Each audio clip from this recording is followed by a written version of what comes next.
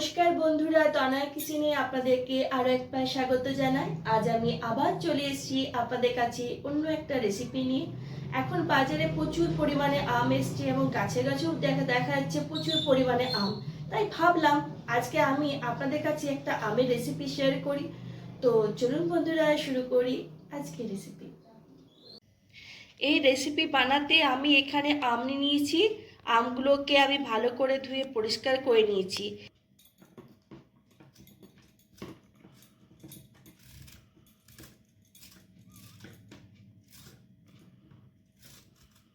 আমগুলো ছুলে নিয়েছি, এরপর আমগুলোকে আমি কেটে নিচ্ছি।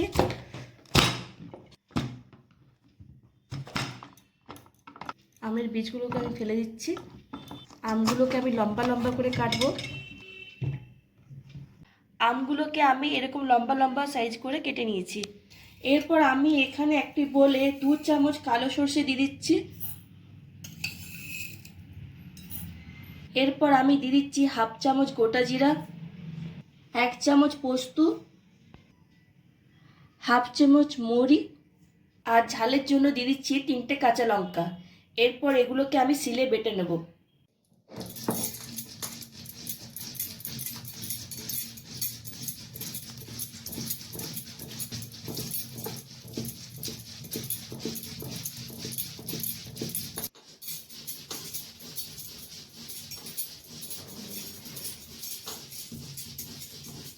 এরপর আমি এখানে একটি কড়াই নিয়েছি, সেই কড়াইয়ে আমি সরষের তেল দিয়ে দিচ্ছি।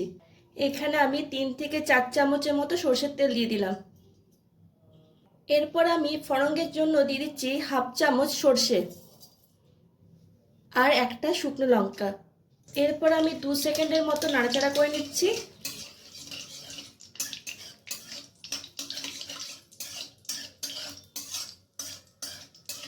এরপর আমি কেটে রাখা আমগুলো দিয়ে দিচ্ছি।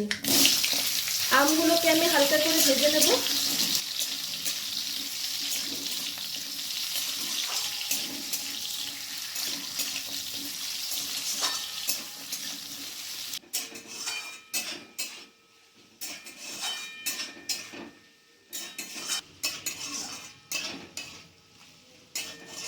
এরপর আমি এখানে স্বাদ মতো নুন দিয়ে দিচ্ছি,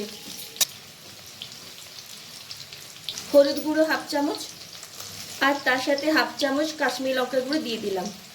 এরপর আমি আবার একটু নাড়াচাড়া করে নিচ্ছি।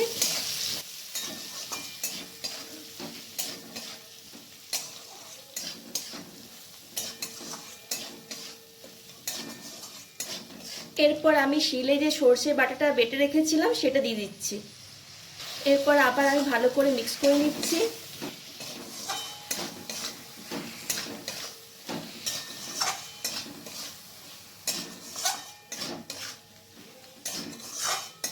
এরপর আমি এখানে সামান্য পরিমাণে জল দিয়ে দিচ্ছি,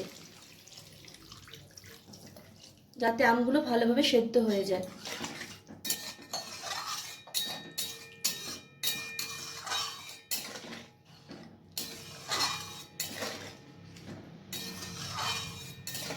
এরপর আমি 5 থেকে 10 মিনিটের মতো ঢাকা লাগিয়ে রেখে দেবো।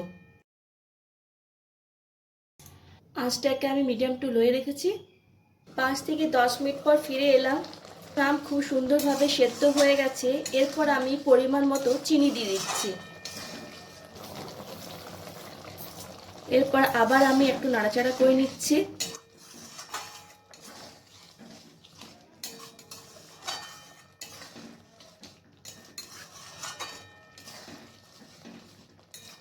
রান্নাটা প্রায় শেষের দিকে। এরপর আমি শেষে দিয়ে দিচ্ছি অল্প পরিমাণে গরম মশলার গুঁড়ো। এরপর আবার একটু নাড়াচাড়া করে নিচ্ছি।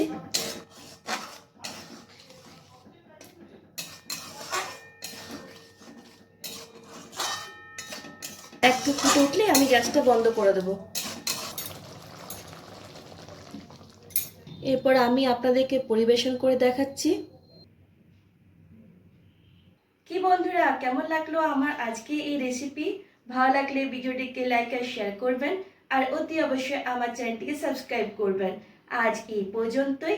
নেক্সট ভিডিওতে আপনাদের সঙ্গে আমার আবার দেখা হবে অন্য একটা রেসিপি নিয়ে। ততক্ষণ পর্যন্ত টাটা, বাই বাই।